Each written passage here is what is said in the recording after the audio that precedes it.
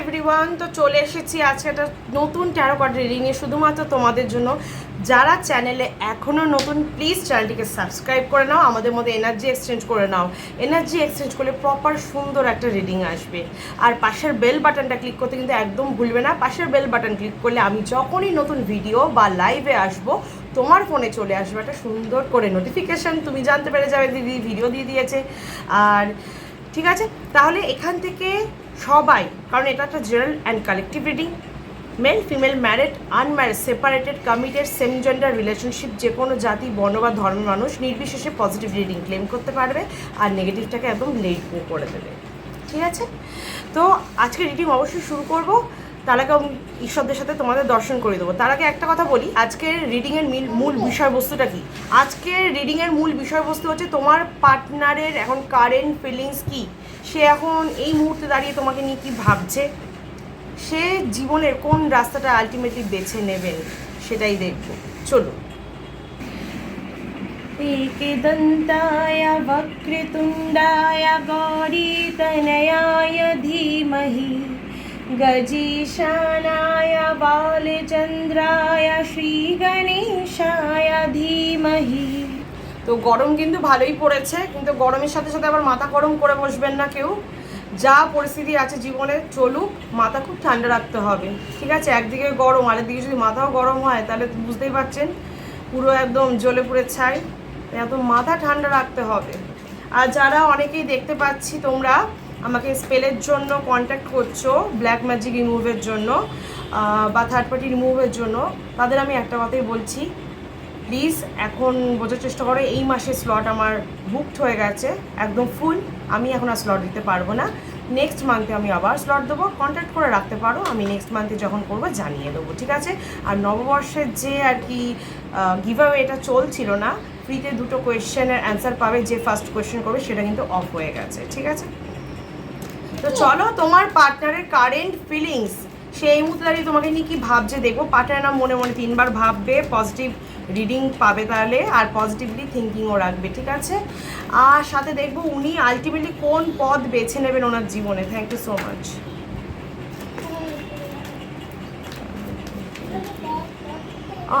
Current feelings and thinking হচ্ছে একটু Starc feel করছে নিজেকে কোনো একটা সিচুয়েশানে, না মনে হচ্ছে উনি কোথাও একটা ফেসে গেছেন, আটকে পড়েছেন, ওনার এরকম ফিলিংস যাচ্ছে। ঠিক আছে, আর আপনার কাছে আসতে তো চাইছে কিন্তু কোনো কারণে না উনি পারছেন না, কিছু কারণে সেখানে বাধা আসছে আর নিজেকে উনি পারছেন না সেই জাল থেকে বের করে আনতে। কোথাও গিয়ে মনে হচ্ছে উনি না একটু ফেসে ফেসে গেছেন, এরকম ফিল হচ্ছে ওনার। একদম চারপাশটা ওনার কাছে অন্ধকার লাগছে কিন্তু। দেখুন উনি আপ্রাণ চেষ্টা করছে কিন্তু আপনার সাথে কথা বলার বা সব কিছু ঠিক করে নেওয়ার, কিন্তু কোনো মতে না সেটা পসিবল হচ্ছে না। সো সে কিন্তু আপ্রাণ চেষ্টা চালিয়ে যাচ্ছে আপনার কাছে ফিরে আসার জন্য বা আপনার সাথে যোগাযোগ করার জন্য, কিন্তু কোনো কারণে ওনাকে কেউ বেঁধে রাখছেন, আটকে দিচ্ছেন, আর উনিও সেই জাল থেকে বেরোতে পারছে না। ঠিক আছে, তবে আমি বলে দিচ্ছি, আজকে বলে দিচ্ছি, উনি এই জাল থেকে কিন্তু খুব শীঘ্রই বেরোবে। ওনাকে কিন্তু বেশি দিন এরকমভাবে আটকে রাখা যাবে না। আগামী 8 মাস অবধি এই জিনিসটা চলবে। আফটার 8 মান্থস এই ঘোর কেটে যাবে। ওনাকে যেভাবেই হোক, ছলনা করে হোক, কৌশল করে হোক, যে আটকে রাখছে না, আটকে রাখার পসিবল হবে না। ঠিক আছে, ওনার জেদের কাছে তাকে হার মানতে হবে। আপনার পার্টনার নিজের জেদ বজায় রাখবে আর আপনার কাছে ফিরে আসবে, ডেফিনেটলি আসবে। ওনাকে কিন্তু কেউ আটকে রাখতে পারবেন না। ঠিক আছে, উনি আপ্রাণ চেষ্টা এখনও চালিয়ে যাচ্ছেন যাতে কোনোভাবে ম্যানেজ করে হলেও, কিন্তু ম্যানেজ করা তো সব কিছু সম্ভব নয়, সব সময় না সব কিছু ম্যানেজ করা যায় না, কখনো কখনো না আমাদের রুখে দাঁড়াতে হয় যে এটা আমরা চাই, এটা আমি করব, ম্যানেজ করা যায় না অনেক সময়। ঠিক আছে, থ্যাংক ইউ সো মাচ।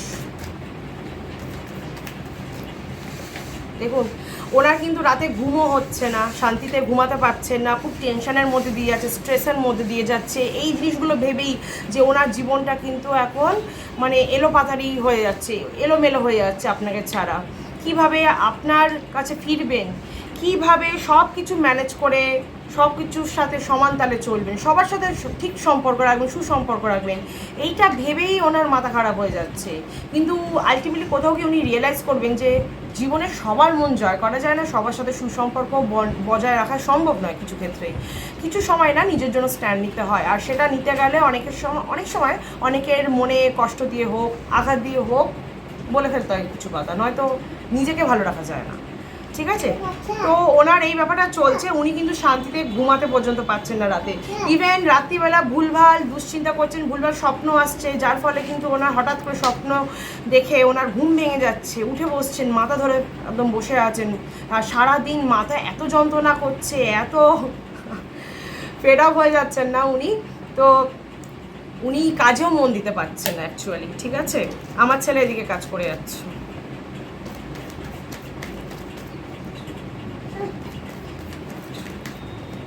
দেখুন, উনি কিন্তু খুব শীঘ্রই আপনার কাছে ফিরবে বলেই সেই চিন্তা ভাবনা নিয়েই এগোচ্ছেন। হ্যাঁ, আপাতত 8 মাস একটু চাপ যাবে, but after 8 months it will be very much perfect. জীবনে যেহেতু উনি ডিসিশন নিয়ে ফেলেছেন, হ্যাঁ, কোথাও কি ওনার মনে হচ্ছে একটু ম্যানেজ করলে ভালো হয়, যে সবাই যাতে মানিয়ে গুছিয়ে নেয়, বাট এই ক্ষেত্রে আমার মন বলছে সবাই মানিয়ে নেবে না, কিছু লোকের এগেনস্টে ওনাকে যেতেই হবে। আর সেই সৎসাহসটা ওনার এখনও আসেনি, কিন্তু সময়ের সাথে সাথে সেটাও আসবে। তো উনি নিজেকে সেই জায়গা থেকে ওভারকাম করে বের করে আনবেন যে আমাকে রুখে দাঁড়াতে হবে নিজের জন্য। ইয়েস, উনি রুখে দাঁড়াবেন ডেফিনেটলি, ঠিক আছে? দেখুন, এতদিন উনি অন্যের কথা শুনে চলতেন, এবার কিন্তু উনি নিজের কথাটা রাখবেন। আমি জীবনে কিছু চাই তো আমি সেটাকে চাই, কেউ আটকাতে পারবে না।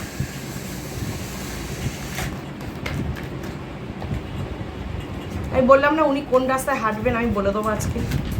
উনি কিন্তু আপনার রাস্তাতেই হাঁটবেন, উনি কিন্তু আপনার দিকেই আসবেন, দেখেছেন? আর এবারে যা হবে সেটা প্রচণ্ড মাত্রায় হবে, ভালোবাসা যত প্রচণ্ড মাত্রায় হবে, বিশ্বাসও তেমনি প্রচণ্ড মাত্রায় হবে। সব কিছুকে উপেক্ষা করে হলেও আপনার পার্টনার আপনার কাছেই ফিরবে। আপনার প্রতি ওনার যে দায়িত্ববোধ, ভালোবাসা, কর্তব্য, তার থেকে উনি মুখ ফেরাতে পারবেন না। এবারে মিলিয়ে নেবেন কথাটা।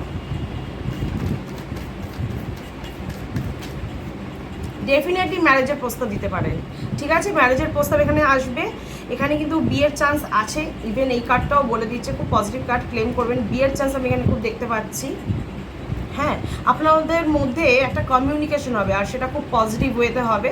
সেটা বিয়ের জন্য হতে পারে, আগামী যে জীবনটা আপনারা একসাথে কাটাতে চলেছেন সেই ব্যাপারে একটা আপনাদের মধ্যে কমিউনিকেশন হবে, মানে আপনার কাছে ফেরার আগেও হতে পারে সেটা কিন্তু, ঠিক আছে? হয়তো ওভার ফোনে কথা হতে পারে যে উনি আপনার সাথে বাকি জীবনটা কাটাতে চান, তো সেই ব্যাপারে একটু ডিসকাস করে নিতে চাইছেন, কারণ যে সিচুয়েশনে উনি দাঁড়িয়ে আছেন ওনার সব কিছু ক্লিয়ার থাকলে ওনার জন্য বেটার হয়, ঠিক আছে?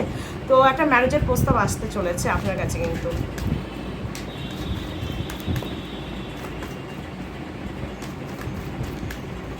দেখুন, পার্টনারের বাড়ির লোক কিন্তু প্রথমে অমত দেখাবে সেখানে, হ্যাঁ, অমত আছে তাদের, তারা সহজে রাজি হবে না, ঠিক আছে? এখানে হয়তো ওনার মা বাবার আপত্তি আছে, তাই কিন্তু উনি আরও আসতে পারছেন না। কিন্তু সময়ের সাথে সাথে আপনার পার্টনারের জেদ আর ভালোবাসা দেখে তারাও আলটিমেটলি মেনে নিতে বাধ্য হবেন, ঠিক আছে? কিন্তু এটা এক্সপেক্ট করবেন না যে আপনার বাবা মার মতো আপনাকে তারা ভালোবাসবে, ঠিক আছে? নিজের বাবা মা নিজের বাবা মাই হয়, আমরা যতই ভেবে নিই সেটা কিন্তু হয়ে ওঠে না। এটা মানে প্র্যাকটিক্যালি চিন্তা ভাবনা করলে বোঝা যায়, ঠিক আছে? ইমোশনালি ভাবলে আপনি সেই সিনেমার জগতেই পড়ে থাকবেন। চিন্তা ভাবনা উনি এখন খুবই করছেন, সিদ্ধান্তে আসতে চাইছেন, কিন্তু যে একটা সিদ্ধান্ত তো আমাকে নিতেই হবে। অলরেডি ওনার মনে এটা চলে এসেছে যে ওনাকে আপনার কাছে ফিরতে হবে, কিন্তু উনি ভাবতে পারছেন না যে কীভাবে এগোলে জিনিসটা পুরোপুরি ঠিক হবে, পারফেক্ট হবে। তো সেই রাস্তাটা খোঁজার জন্যই উনি এখন চিন্তা করছেন, ভাবনা চিন্তায় আছেন। আপনার দিক থেকে কোনো সমস্যা নেই, আপনার দিকের ফ্যামিলির লোকেরাও মেনে নেবে, আমি যা দেখতে পাচ্ছি।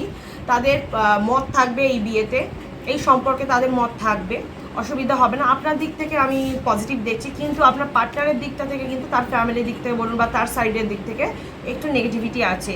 কিছু কিছু লোক এখানে ব্যাঘাত দিচ্ছে, বাধা দিচ্ছে, আর দেবেও আগামী দিনে, কিন্তু কিছু করার নেই। মিয়া বিবি রাজি তো কিয়া করেগা কাজ।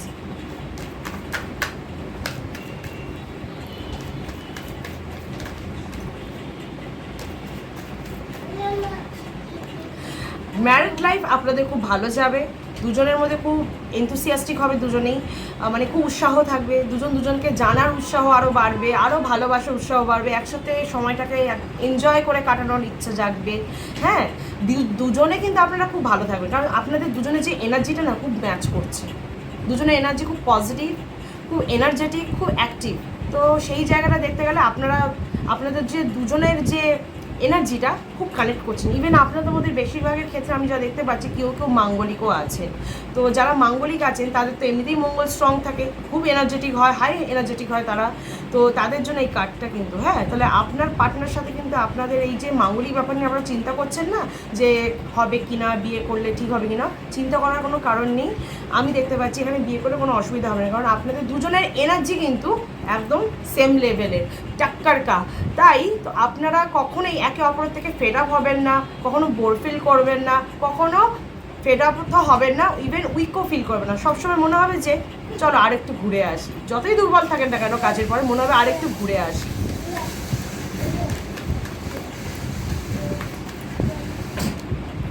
কিং অফ সোর্স এসছে এখানে। বাড়িতে যারা বড়রা আছে না, বিশেষত আপনার পার্টনারের দিক থেকে, তারা কিছু কিছু সময় হতে পারে আপনাদের দুজনকে শাসন করতে পারে। আফটার অলসো ম্যারেজ শাসন করবে বিভিন্ন ব্যাপারে। আপনার কোথাও যাচ্ছেন, একটু বাধা দিল, একটু টকলো, তখন হয়তো খারাপ লাগতে পারে। ওরা কারেক্ট, মানে আপনাদের কি চাইবেন জানেন তো, সবসময় না আপনাদের ওরা শাসন করে চলতে চাইবে, যাতে আপনারা তাদের কন্ট্রোলে থাকেন।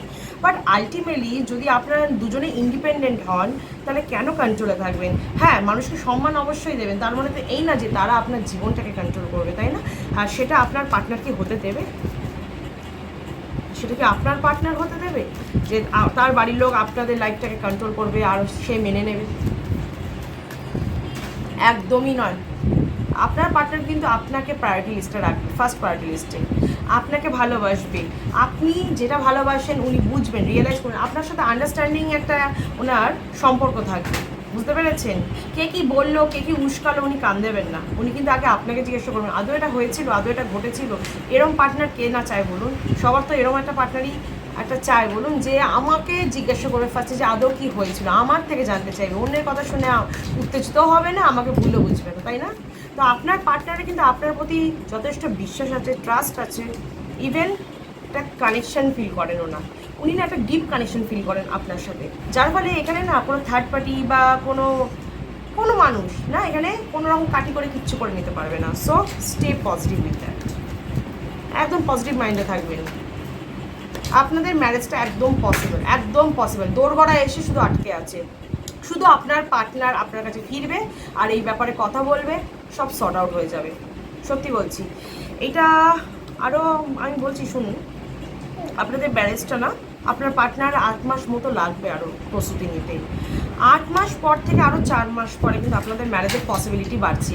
8 মাস পর মানে হচ্ছে, এটা কি মাস? এটা হচ্ছে April, May, June, July, August, September, October, November, December তো জানুয়ারি, ফেব্রুয়ারি, মার্চ, এপ্রিল।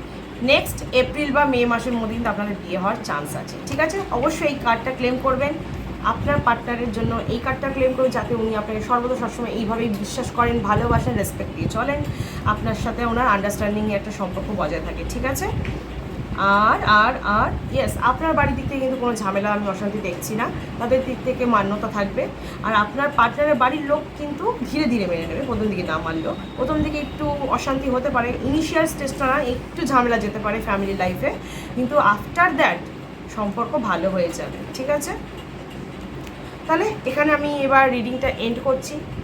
সবাই অবশ্যই এখান থেকে পজিটিভ রিডিংটা ক্লেম করবে আর নেগেটিভটাকে একদম লেট গো করে দেবে। আর সাথে লাইক, কমেন্ট আর শেয়ার করতে ভুলবে না। অবশ্যই লাইক, কমেন্ট আর শেয়ার করে দেবে, যাতে আরও 5 জন এখান থেকে পজিটিভ রিডিং ক্লেম করতে পারে। অন্যের ভালো করলে নিজের ভালো ডেফিনেটলি হবে।